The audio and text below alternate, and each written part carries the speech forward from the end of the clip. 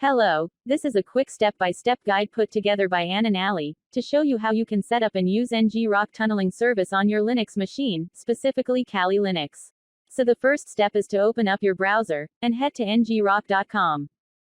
And once opened, click on Sign Up to create a free account, or log in with Google.